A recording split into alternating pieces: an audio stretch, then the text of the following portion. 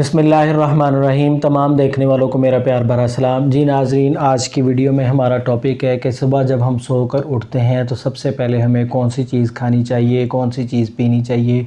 मसलन पीने में आपको फ़्रेश जूस इस्तेमाल करना चाहिए या आपको गरम गरम चाय पीनी चाहिए। तो इस पर आज हम बहस करेंगे।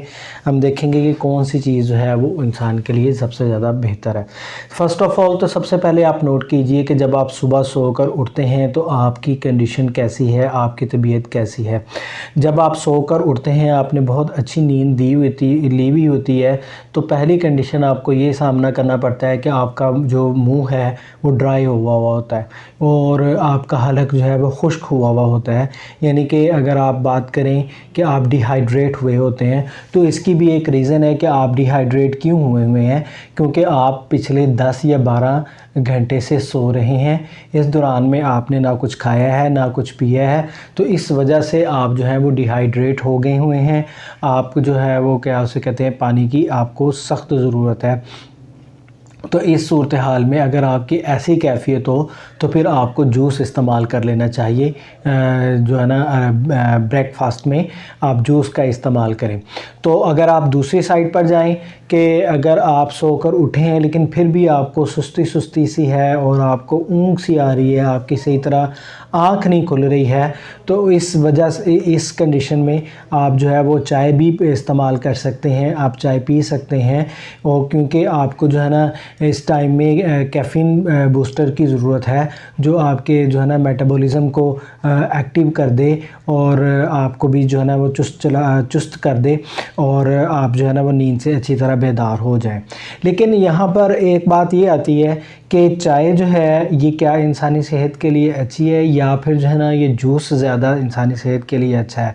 तो हम बात करें दोनों चीज़ों की, तो दोनों चीज़ें किसी हद तक इंसानी सेहत के लिए अच्छी हैं।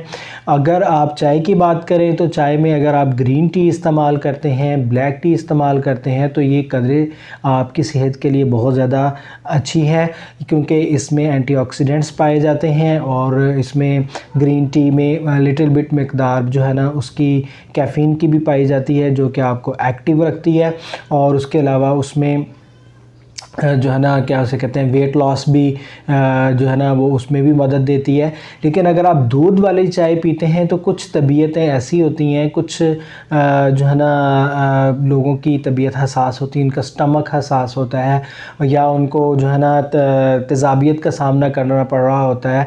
तो ऐसी सूरत में जो आपको लैक्टोज़ वाली जो चाय है, जो दूध वाली चाय है, वो आपको जो है ना वो आपका मैदा भी डिस्टर्ब कर सकती है, आपको गैस भी कर सकती है, आपको जो है ना तज़ाबियत में भी मुब्तला कर सकती है। तो ऐसे लोग जो स्टमक इश्यूज़ में सेंसिटिव हैं, वो जो है ना वो मिल्की चाय इस्तेमाल नहीं करें, सुबह को उठकर नहीं करें।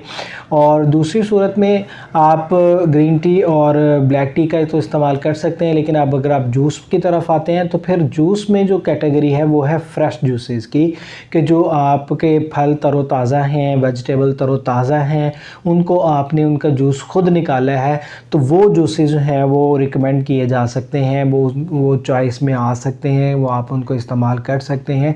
उनका फ़ायदा ये होगा आपको कि आपके जिस्म के अंदर जो है वो मिनरल्स जाएंगे, आपके जिस्म के अंदर वाइटामिन्स जाएंगे, तो ये कदरे बेहतर है। तो दोनों ही सूरत हाल जो है ना वो आपके लिए बेहतर है, डिपेंड करता है आपकी तबीयत पर कि आपकी तबीयत कैसी है। अच्छा, अब जैसे मैंने चाय के साइड इफ़ेक्ट बताया कि आपको एसिडिटी है तो आप चाय का इस्तेमाल ना करें खाली पेट, इसी तरह जूस के भी साइड इफ़ेक्ट्स हैं। वो ये हैं कि जूस में जो है ना शुगर की कंटेंट जो है ना वो ज़्यादा पाए जाते हैं, तो एकदम से जो है आपकी जो है ना वो शुगर जो है ना वो स्पाइक करती है। तो जिनको शुगर का मसला नहीं है, नौजवानों को शुगर का मसला नहीं है, तो वो तो चलें इससे भरपूर फ़ायदा उठा सकते हैं। लेकिन जिनको ऑलरेडी शुगर का मसला है, ये जो 40 से अबव हैं, तो उनको जो है ना मतलब ये नहीं कि ये चीज़ें कभी कभार इस्तेमाल करनी चाहिए, हर रोज़ ये चीज़ें इस्तेमाल नहीं करनी चाहिए। और नाश्ते में जो आप ये खाली स्टमक में ये चीज़ें इस्तेमाल करें तो नाश्ता ही है ना, तो एक परफेक्ट जो है ना नाश्ते में मील लेना चाहिए हमें, जिसमें हमें हमारे पास कार्ब्स की मकदार भी हो, जिसमें हमारे पास वाइटामिन्स एंड मिनरल्स भी हों, जिसमें हमारे पास प्रोटीन भी हो और जिसमें हमारे पास फाइबर का कंटेंट भी हो। तो ये सारी चीज़ें अगर मुरक्कब में ली जाती हैं कि ये सारे कंटेंट अगर लिए जाते हैं तो उसको हेल्दी ब्रेकफास्ट जो है ना वो माना जाएगा। तो फिर आपको पता चल गया होगा कि आप जो है ना सुबह उठकर चाय का इंतखाब करेंगे या आप जूस का इंतखाब करेंगे। दोनों के फ़ायदे और दोनों के साइड इफ़ेक्ट्स मैंने आपको बता दिए और ये भी मैंने आपको बता दिया है कि अच्छा ब्रेकफास्ट कौन सा होता है। मुझे उम्मीद है कि ये सारी इन्फॉर्मेशन आपको पसंद आई होंगी। अगर पसंद आई हैं तो लाइक या सब्सक्राइब ज़रूर कीजिएगा। मिलते हैं नेक्स्ट किसी और वीडियो में अच्छे से हेल्दी से टॉपिक के साथ। तब तक अल्लाह हाफ़िज़।